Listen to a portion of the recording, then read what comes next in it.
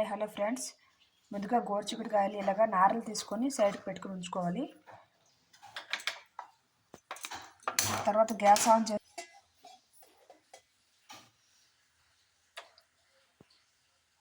ఒక glass water తీసుకోవాలి. ఇందులో ముందుగా మనం కట్ చేసుకున్న గోరుచిక్కుడు ముక్కలు అందులో వేసుకొని ఉడకపెట్టుకోవాలి.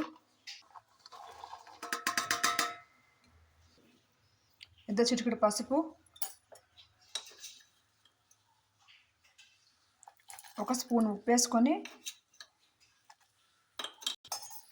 వీటిని బాగా కొంచెం కలిపేశాక వీటిని బాగా బాయిల్ చేసుకోవాలి. తర్వాత ఒక మిక్సీ జార్లో ఒక 5 ఎండుమిరపకాయలు, చిన్న కొబ్బరి ముక్క, ఒక స్పూన్ గసగసాలు, ఒక స్పూన్ జీలకర్ర, ఒక స్పూన్ ధనియాలు, ఒక 5-6 వెల్లుల్లి రెబ్బలు, వీటన్నింటిని కలిపి పౌడర్లో చేసుకోవాలి. ఇందులో పట్టేసింది కదా, ఇందులో కొంచెం వాటర్ వేసుకోవాలి. దీన్ని మిక్సీ పట్టుకుని పక్కన ఉంచుకోవాలి. దీన్ని మధ్య మధ్యన కలుపుతూ ఉండాలి. వీటిని మనం 80% బాయిల్ చేసుకోవాలి.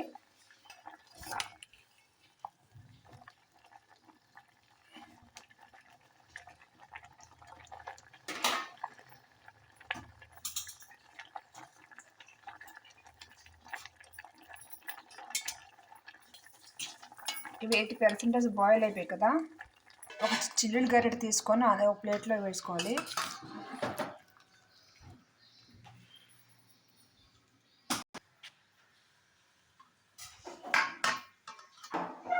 తర్వాత మళ్ళీ గ్యాస్ ఆన్ చేసుకొని పెనం తీసుకోవాలి. కొంచెం కళాయి వేడైన తర్వాత డీప్ ఫ్రైకి సరిపోయినంత ఆయిల్ తీసుకోవాలి. కర్రీకి సరిపోయినంత ఆయిల్,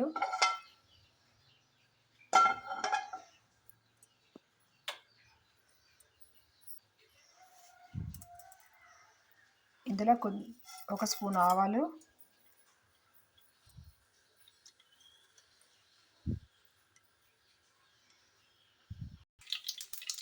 ఒక 1/2 స్పూన్ జీలకర్ర, ఒక 1/2 స్పూన్ శనగపప్పు, ఒక 1/2 స్పూన్ మినపప్పు,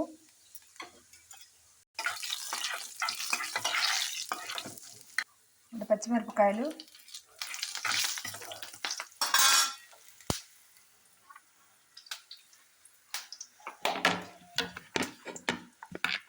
సన్నగా కట్ చేసిన ఉల్లిపాయలు,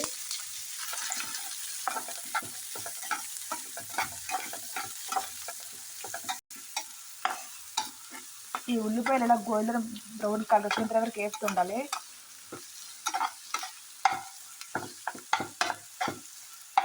ఇందులోకి ఒక రెమ్మ కరివేపాకు, ఒక స్పూన్ అల్లం వెల్లుల్లి పేస్ట్,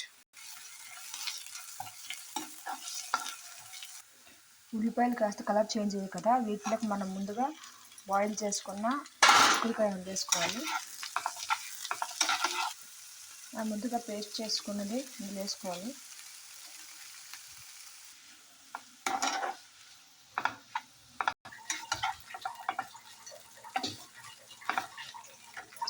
మనం ముందుగా ముక్కలో సాల్ట్ వేసుకున్నాం కదా, అది వాటర్తో పాటు వెళ్ళిపోయి ఉంటుంది.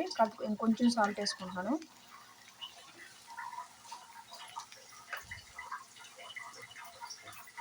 ఒక 1/2 స్పూను గరం మసాలా,